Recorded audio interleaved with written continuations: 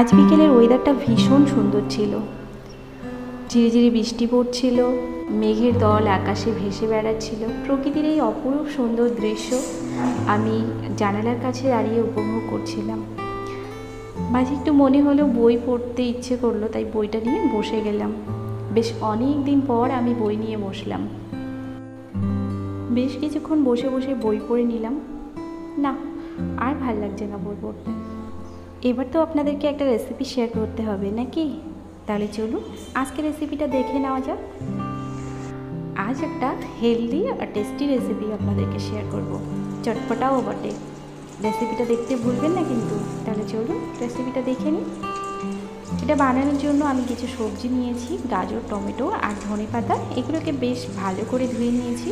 এবার এগুলোকে আমি কেটে নেব ছোট ছোট টুকরো করে। যত ছোট টুকরো করতে পারবেন ততই ভালো। এইরকম ছোট ছোট টুকরো করে টমেটোটা কেটে নিলাম। এবারে আমি ধনেপাতা কুচি করে নিচ্ছি।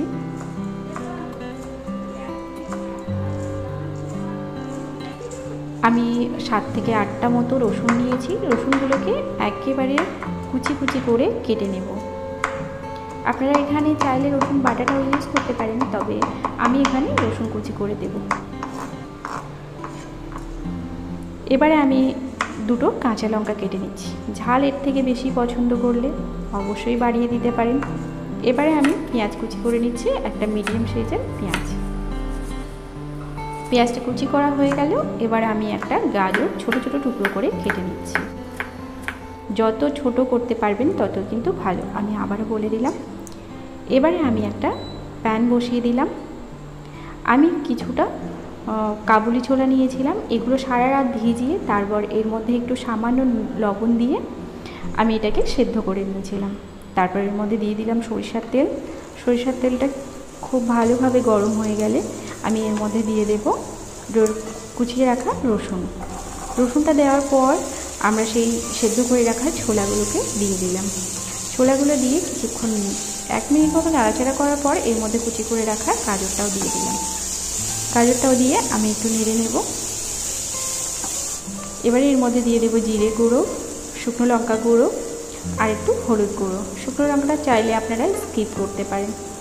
এবারে আমি দেখুন এইভাবে একটু ভেজে নেব।